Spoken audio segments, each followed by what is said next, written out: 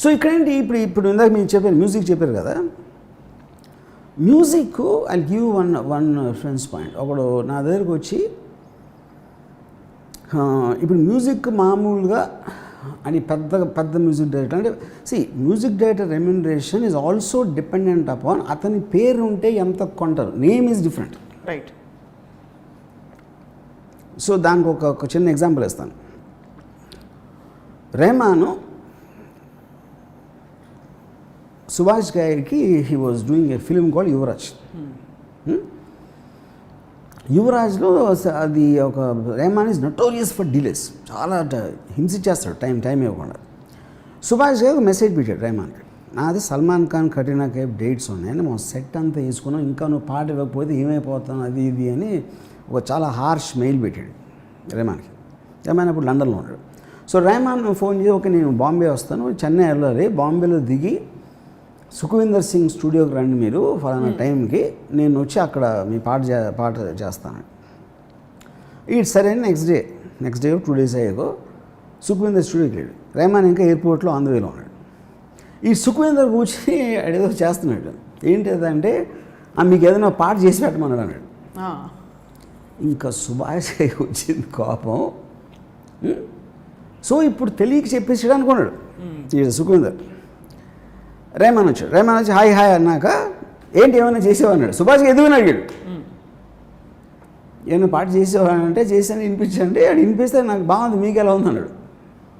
ఇంకా సుభాష్ గారు అరవటం మొదలెట్టాడు. What the fuck to think, ఏంటి నేను నీకు 3 కోట్ల రెమ్యునరేషన్ ఇస్తావు అంటే నువ్వు సుఖవీందర్తో చేస్తావు అటు నేను చేయలేనా, సుఖవీందర్తో నువ్వు కావాలా నాకు అది ఇది అని చెప్తే, mind your tongue mister guy, you are paying for my name not for my work, don't get confuse అన్నాడు. ఇప్పుడు మీకు తెలిసింది మీరు ఉన్నారు కాబట్టి, తాళ పాటలు నేను ఎక్కడ తెచ్చాను మీకు తెలుసా? అది నువ్వు వేరే సినిమాలు కానీ ఎక్కడ ఇస్తాను మీకు తెలుసా? అది నా డ్రైవర్ చేయొచ్చు, నా మాలీ చేయొచ్చు, నేను ఎవరి దగ్గర కొనుక్కోవచ్చు, ఏదైనా చేయొచ్చు. నా పేరు ఇస్తున్నా, మ్యూజిక్ బై ఏఆర్ రెహమాన్ అని చెప్పడానికి మీరు నాకు డబ్బులు ఇస్తున్నారు. పాయింట్ 1. పాయింట్ 2, మీకు నచ్చిందా లేదా చెప్పండి. ఇది మీరు నచ్చకపోవచ్చు. నేనేమన్నాను మీకు బాగుందా అని అడిగే తీసుకోండి అనలేదు కదా. మీకు ఇది బాగాలేదు అంటే I will do another thing అని చెప్పి నేను చెన్నై వెళ్ళి పంపిస్తాను. వెళ్ళిపోయాడు సుభాష్కి వెళ్ళిపోయాడు. వెళ్ళిపోయిన తర్వాత ఈ రెహమాన్ నాకు ఇదంతా సుఖవీందర్ చెప్పాడు. సుఖవీందర్ ఫోన్ చేసి నాకు ట్యూన్ నిజంగా చాలా బాగుంది, అది నాకు అది ఫినిష్ చేసి నాకు మెయిల్ చేశాను. అయిపోయింది 1 year అయిన తర్వాత వీడు రెహమాన్ మేనేజరు ఒక 5 లక్షలు చెక్ అది పంపించాడు సుఖవీందర్కి. ఏంటి ఇది చెక్ అంటే, మీరు యువరాజ్కి ఏదో పాట చేశారంట కదా, రెహమాన్ అది వేరే వరకు అమ్మాడు, మీ షేర్ కింద 5 లక్షలు పంపమని చెప్పి అన్నాడు. ఎవరికి అమ్మాడు? స్లమ్ డాగ్ మిలియనర్ జైహో పాట అది. జైహో సాంగ్. ఇప్పుడేంటి సుభాష్ గారికి అంత ఎక్స్ట్రాడినరీ మ్యూజిక్ టేస్ట్ ఉండి జైహో సాంగ్ నచ్చలేదంటే ఎలా చెప్తారు మీరు? అది ఆయన మైండ్ స్టేట్, ఆయనకు ఉన్న కోపం, ఆయన సిచ్యువేషన్ సరిపోవ, ఏదో 100 కారణాలు ఉంటాయి దానికి. ఓకే, సో ఇప్పుడు ఒక లాజిక్ ఏంటి, మ్యూజిక్ డైరెక్టర్కి ఎంత ఇవ్వాలి అంటే, మీరు వాడి పేరు వాడితే ఆడియో కంపెనీ ఎంత ఇస్తుంది, వాడికి ఫ్యాన్ ఫాలోయింగ్ ఉందా, వాడి పేరు ఉంటే ఎంతమంది యూట్యూబ్ వ్యూస్ వస్తాయా, ఇదొక గేజ్. రెండోది అసలు పాట అంత నచ్చింది జనాలకంటే అన్నోన్ పర్సన్ పాట నచ్చేస్తుంది ఒకటి. అంతమంది ఇప్పుడు coverage music director first time చేసాడు అది, and he sold more than Rahman. అది పాయింట్ కాదు. 3వ పాయింట్ ఏంటి, అసలు యాక్చువల్గా ఎంత కాస్ట్ అవుతుంది సాంగ్కి. దానికి ఒక ఎగ్జాంపుల్ చెప్తాను. నా దగ్గర వాడు వచ్చి ఒక పాట వినిపించాడు, అది ఒక ఆర్కెస్ట్రేషన్ ఎక్స్ట్రాడినరీగా ఉంది. నేను అసలు అలాంటిది ఏం లేదు ఇప్పుడు, అంటే అకాస్టిక్ సౌండ్స్ కానీ ట్రంబోన్స్ చాలా డిఫరెంట్ ఇది ఉంది. సో నేను ఇప్పుడు కీబోర్డ్ ట్రాక్ అంటే ఇప్పుడు చాలా రోజుల వరకు అసలు acoustic sounds, original flute, original strings లేకపోతే ఫీలే ఉండదు అని చెప్పేవారు. ఒక స్టేజ్లో ఏమైందంటే ఇది ఇచ్చే సౌండ్ వాళ్ళు ఇవ్వలేకపోతున్నారు మోస్ట్లీ. అప్పుడు చచ్చినట్టు ఆయన తీశారు. ఇప్పుడు ఎప్పుడైతే ఈడు నాకు వినిపించాడో, నేను ఎవరు చేశారు దీని ట్రాక్ అన్న, రాయల్ ఫిలార్మోనిక్ ఆర్కెస్ట్రా అన్నాడు. అది most expensive band in the world. అది జేమ్స్ కెమెరాన్, స్పీల్బర్గ్ అంత పెద్ద రేంజ్ సినిమాలు చేస్తాడు. సో నేను కానీ అలాగే ఉంది, ఏంటంటే అలా ఉంది.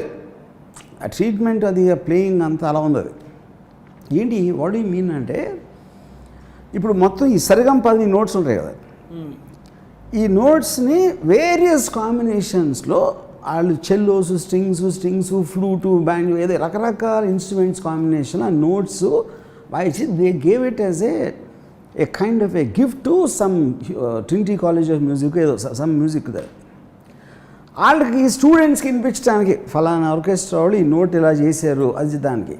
ఈడేం చేశాడంటే దాన్ని హ్యాక్ చేసి ఆయన తెచ్చుకున్నాడు.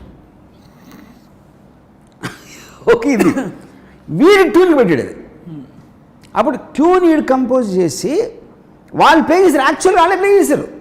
వీడి కోసం ప్లే చేయకపోయినా వాళ్ళు ప్లే చేసింది వీడు అమర్చాడు. దాని తర్వాత ఏం చేశాడు, ఈ రిథమ్స్ అయితే 100,000 దొరుకుతాయి, దీనికి తగ్గ అది పట్టుకున్నాడు. ఎవడో ఫ్రెండ్ లిరిక్ రాశాడు. వీడు 5 ఫేమస్ సింగర్స్ ఈమెయిల్ సంపాదించి వాళ్ళకి ఈ ట్యూను ఒక చిన్న letter, I'm a very poor person, నా దగ్గర డబ్బులు, కానీ ఈ ట్యూన్ ఒకవేళ మీరు విని మీకు నచ్చితే మీరు పాడి నాకు ఇస్తే నేను అమ్మగలిగితే మీకు ఇస్తాను డబ్బులు అని ఒక క్యూట్ నోట్ ఏదో రాశాడు. ఈ cent it to more than 20-30 singers. My God. దాంట్లో 2-3 రియాక్ట్ అయ్యారు ఆ 30 మందిలో. ఇది ఏమైంది అని టపట క్వశ్చన్ అంతే, మెయిల్స్ అంతే. Finally Hariharan song the song, and female singer కూడా ఫేమస్ సింగర్ మర్చిపోయాను. అదేంటి ఇన్స్ట్రుమెంట్ ముట్టుకోకుండా ఫుల్ పాట తయారు చేసాడు. స్టూడియో లేదు, ఇన్స్ట్రుమెంట్ లేదు, వాడు ప్లే చేయరా ఏది అసలు. అంటే టెక్నాలజీ అక్కడ ఉందంటున్నాను నేను. అవును, that is what I'm saying. కానీ మనం అది యూజ్ చేసుకోకుండా మంచి 20 మంది అంటే మనకి విజువల్ అది బాగుంటుంది.